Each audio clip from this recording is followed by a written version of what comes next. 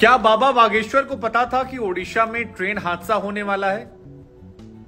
हो सकता है आप में से कुछ लोग ऐसे हैं जिन्हें लगे यार ये क्या सवाल है, इस मौके पर कोई ये सवाल कैसे पूछ सकता है।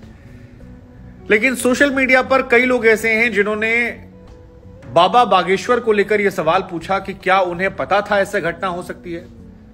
और इसके बाद जब पत्रकारों से धीरेन्द्र कृष्ण शास्त्री जी मुखातिब हुए तो पत्रकारों ने उनसे सवाल पूछ लिया कि बाबा जी आपका इस घटना पर क्या सोचना है।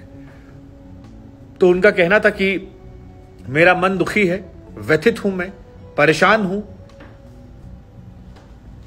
मैं अर्जी लगाऊंगा कि जो तमाम लोग घायल हुए हैं उन्हें जल्द से जल्द सेहत में सुधार मिले। फिर पत्रकारों ने दूसरा सवाल पूछा कि बाबा जी आपके पास जो शक्तियां हैं क्या उनसे आपको जानकारी मिली थी कि यह हादसा हो सकता है, ऐसा पता लगता आपको? तो उनका जवाब था यस, हां।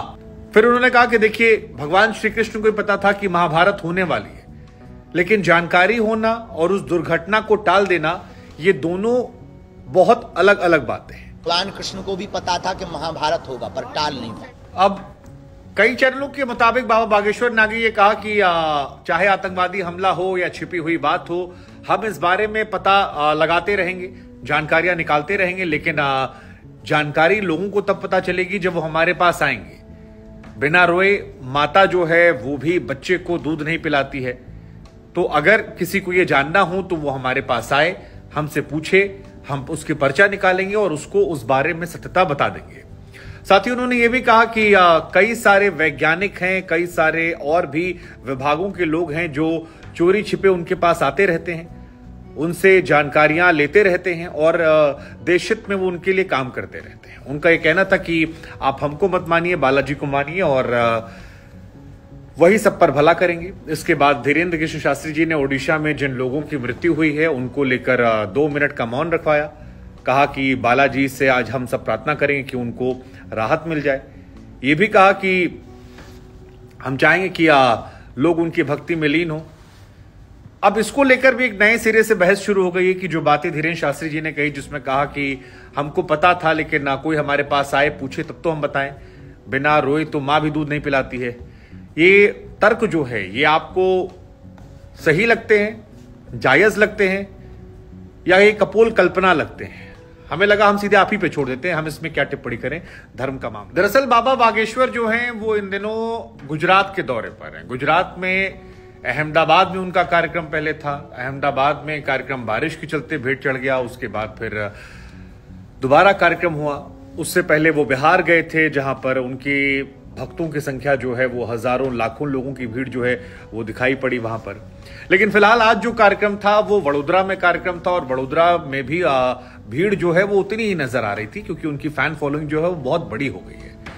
और ये फैन फॉलोइंग बड़ी इसलिए है क्योंकि वो हिंदू राष्ट्र की बात करते हैं। अब हालांकि कई लोगों को इस बात से एतराज है कि अगर आप मुस्लिम राष्ट्र की बात करते हैं तो आप देश के दुश्मन हैं, खालिस्तान की बात करते हैं तो दुश्मन है, लेकिन हिंदू राष्ट्र की बात कैसे कर सकते हैं। लेकिन बीजेपी के बड़े नेता तो इसे नहीं एक्सेप्ट करते हैं, लेकिन जो बाकी नेता हैं वो इस बात को जिक्र करते रहते हैं। जो किसी बड़े पद पर नहीं है वो अक्सर इस बात को एक्सेप्ट कर लेते हैं कि हाँ ये होना चाहिए। लेकिन ये दूसरा विषय है, उस पर कभी और चर्चा हम कर लेंगे। मुख्य चर्चा जो है वो उसके बयान की है जो उन्होंने कहा कि मन व्यथित है, दुखी है। आज सुबह ही जानकारी मिली, मैं प्रार्थना करूंगा उनके परिवार वालों के लिए। लेकिन इसके बाद पत्रकारों ने जो अगला सवाल था जो सोशल मीडिया पर चल रहा था कि आपको पता लग जाता है, तो उनका कह देना था कि यस मुझे पता लग जाता है, लेकिन सारी बात यही कि जब कोई अर्जी लेकर आएगा ही नहीं तो हम बताएंगे किसे। ये बयान आपको इस पर आपकी सोच क्या है? मतलब ये कितना पर्चा तो बहाना है, चर्चा बालाजी के आशीर्वाद से होगी। भगवान बालाजी जो हैं वो लोगों की सुनते हैं, लोग उनके यहां जाते हैं, आस्था है, विश्वास है। लेकिन इस घटना पर यह बयान जो है ये फिलहाल चर्चा के केंद्र में और इसको लेकर कई तरह से रिएक्शन सामने आ रहे हैं। हालांकि ये लम्हा जो है ये सियासत का या तंज टिप्पणी या तारीफ करने किसी का तो नहीं है, क्योंकि बहुत दुखद दुर्घटना हुई है। तकरीबन 2200-2300 लोग जो थे 3 ट्रेन में सवार थे और 1999 के बाद ये पहला मौका था जब 2 ट्रेनें आपस में टकराई थी। इतना बड़ा हादसा हुआ था। 1999 के दौर में भी जो घटनाएं हुई थी वहां पर मतलब वहां भी मौतें हुई थी, लेकिन इस बार ज्यादा आंकड़ा हो गया। इतनी बड़ी मौतें की संख्या जो है वो 1981 में घटना हुई थी बिहार में, वहां पर हुई थी, उसके बाद नहीं हुई थी। और जो सिस्टम की बात टेक्नोलॉजी की जा रही है, वो कहा जा रहा है कि उस रूट पर नहीं मौजूद था, क्योंकि भारतीय रेल सिस्टम इतना बड़ा है, धीरे धीरे लगेगा। हालांकि अश्विनी वैष्णव जी जो हैं इस घटना के बाद लगातार डटे हुए हैं और लगातार कोशिश कर रहे हैं कि वहीं रहें। आप उन पर तमाम तरह के तंज कस सकते हैं, लेकिन दो तारीफ मैं करना चाहूंगा। एक उड़ीसा के लोगों की, जिन्होंने दिन रात तपस्या करके वहां पर खून दिया, डटे हुए हैं, लगे हैं। और इस दुखद हादसे के बीच अश्विनी वैष्णव जी जिम्मेदार कितने हैं वो तो जांच के बाद पता लगेगा, लेकिन वो डटे हुए हैं। आमतौर पर पुराने रेल मंत्री 15-20 मिनट विजिट करके लौट जाया करते थे, वो अभी वहां हैं, लगा। और ये एक उनके लिए अप्रिसिएशन वाली बात है। हालांकि ये मौका नहीं है किसी को अप्रिशिएट करने का, ये मौका नहीं है उनकी भी तारीफ करने का, क्योंकि उनके मंत्रालय में ही इतना बड़ा हादसा हुआ है, उनके मंत्रालय के ही चलते इतना बड़ी घटना देखने को मिली है। लेकिन फिर भी है कि ठीक है, आमतौर पर नेता लोग क्या करते हैं कि वो इसी कमरों में बैठते हैं, 2 अधिकारी सस्पेंड कर देंगे, 4 इनको हटवा देंगे, 2 टीवी पर आकर स्टेटमेंट दे देंगे। हमने यही देखा, क्योंकि इस देश में घटनाएं हुई हैं, लालू प्रसाद यादव जी के दौर में हुई हैं, ममता बनर्जी के दौर में हुई हैं, कांग्रेस की सरकारों में भी रही हैं। केवल आजाद भारत में 2 ऐसे रेल मंत्री रहे हैं जिन्होंने नैतिकता दिखाई है। एक थे लाल बहादुर शास्त्री जी, जिन्होंने अपना इस्तीफा दे दिया था। पंडित जवाहरलाल नेहरू मना कर रहे थे उन्हें कि आप मत इस्तीफा दीजिए, लेकिन नैतिकता के आधार पर उन्होंने इस्तीफा दिया और उसकी सराहना होती है। और दूसरे जो थे वो नीतीश कुमार जी थे। नीतीश कुमार जी भी कुछ समय पहले तक तो लगातार वो नैतिकता के थे, अपने लोगों से भी इस्तीफा लिया, बाहर से भी लिया।